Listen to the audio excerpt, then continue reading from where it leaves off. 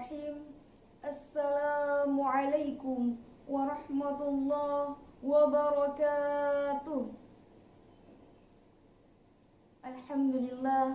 Alhamdulillahi rabbil alamin. Wassalatu wassalamu ala asrafil anbiya'i wal mursalin Sayyidina Muhammadin wa ala alihi wa ashabihi ajma'in, amma ba'du.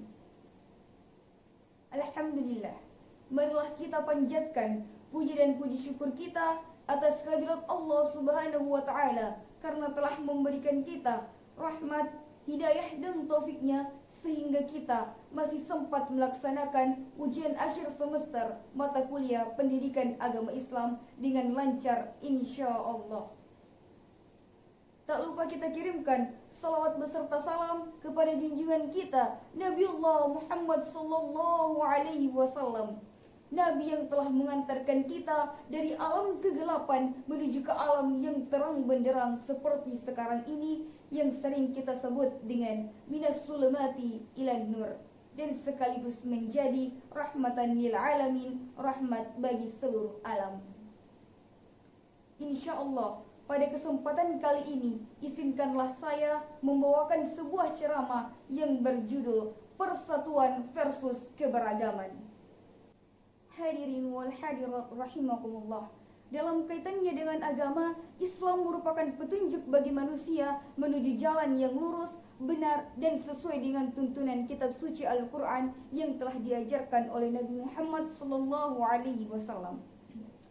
Kalau dikaitkan dengan konteks perubahan zaman sekarang, bagaimana Islam memandang keberagaman atau pluralitas yang ada di negeri ini, bahkan di dunia. Sebagaimana yang telah disebutkan berkali-kali oleh Allah Subhanahu wa Ta'ala di dalam Al-Quran, Islam sangat menjunjung keberagaman karena keberagaman merupakan sunnatullah yang harus kita junjung tinggi dan hormati keberadaannya. Seperti dalam Quran surah Al-Hujurat ayat 13, Allah Subhanahu wa Ta'ala telah menyatakan, A'udzu billahi minasyaitonir rajim. Ya ayyuhan nasu inna khalaqnakum min dzakarin wa untha wa ja'alnakum syu'uban wa qabaila lita'arafu. Inna akramakum 'indallahi atqakum. Innallaha 'alimun khabir. Yang artinya, wahai para manusia, sesungguhnya kami menciptakan kamu dari seorang laki-laki dan perempuan dan menjadikan kamu berbangsa-bangsa dan bersuku-suku supaya kamu saling mengenal. Quran surah Al-Hujurat ayat 13. Dari ayat Al-Quran tadi, itu menunjukkan bahwa Allah sendirilah yang telah menciptakan keberagaman. Artinya, keberagaman di dunia ini mutlak adanya. Dengan adanya keberagaman ini bukan berarti menganggap kelompok, mazhab, ataupun keberagaman yang lain sejenisnya menganggap kelompoknya lah yang paling benar. Yang harus kita ketahui di sini adalah keberagaman sudah ada sejak zaman para sahabat, yaitu ketika Nabi wafat, para sahabat saling mengklaim dirinya lah yang pantas untuk menjadi pengganti Nabi. Hadirin wal hadirat rahimakumullah. Ajaran Islam mengutamakan persaudaraan atau ukhuwah dalam menyikapi keberagaman. Istilah ukhuwah dijelaskan dalam Quran surah Al-Hujurat ayat 10 yang berbunyi, A'udzu billahi minasyaitonir rajim. Innamal mu'minuna ikhwatun faslihu baina akhwaykum wattaqullaha la'allakum turhamun. Yang artinya, sesungguhnya orang-orang mukmin adalah bersaudara, karena itu damaikanlah antara kedua saudaramu dan bertakwalah kepada Allah supaya kamu mendapat rahmat. Ketegasan syariah Islam memberikan gambaran betapa perhatiannya Islam terhadap permasalahan keberagaman.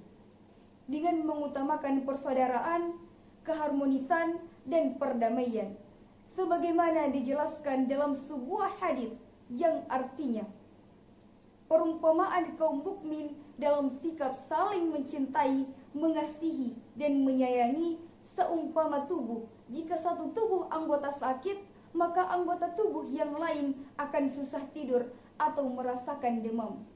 Hadis riwayat Muslim. Yusuf Qaradawi dalam kitabnya Fi al-Aqliyat al-Muslimah menyebutkan beberapa faktor toleransi muslim terhadap non-muslim. Yang pertama, nilai kemanusiaan yang mulia. Yang kedua, perbedaan yang di muka bumi ini adalah sesuai dengan kehendak Allah, Sang Maha Pencipta alam semesta dan isinya. Yang ketiga, perbedaan tersebut adalah menjadi pertanggungjawaban antara dia dan Allah di akhirat nanti. Yang keempat, Allah telah memerintahkan untuk berbuat adil dan berakhlak mulia, mencermati berbagai ulasan mengenai keragaman dan keberagaman dalam perspektif Islam dan juga agama sebagai salah satu parameter persatuan dan kesatuan bangsa di atas. Maka langkah konkret untuk menyikapi itu semua adalah membangun tali silaturahmi yang mengedepankan toleransi intern umat Islam. Siapa yang senang diperluas rezekinya dan diperpanjang umurnya, maka hendaklah dia bersilaturahmi. Hadis riwayat Bukhari dan Muslim, muttafaqun alaih. Jalinan silaturahmi dengan mengedepankan toleransi tidak hanya saat berhubungan dengan antar umat beragama saja, namun bagaimana sesama muslim mampu hidup damai, rukun, saling menghormati dan antar golongan keislaman berbeda mazhab. Istilah toleransi maka menghargai setiap pendapat maupun perbedaan hal yang dimiliki oleh seseorang maupun kelompok. Oleh karena itu, untuk mencegah adanya perpecahan dan persatuan dan kesatuan bangsa, maka kita harus menjunjung tinggi toleransi dan senantiasa menjaga tali silaturahmi dalam berbagai aspek kehidupan. Berlomba-lomba berbuat kebaikan untuk mengharapkan ridhonya. Maka dari itu dapat kami simpulkan bahwa perpecahan suatu bangsa dapat dicegah dengan menjalin silaturahmi dengan baik dan benar. Demikianlah ceramah singkat yang dapat saya sampaikan. Jika ada benarnya datangnya dari Allah Subhanahu wa Ta'ala, jika ada salahnya datangnya dari saya sendiri. Jika ada jarum yang patah, jangan disimpan di dalam peti. Jika ada kata-kata saya yang salah, jangan disimpan di dalam hati. Akhirul kalam, wallahu mu'afiq wa aqwamut thariq, wabillahi taufiqi wassa'adah. Wassalamu alaikum warahmatullahi wabarakatuh.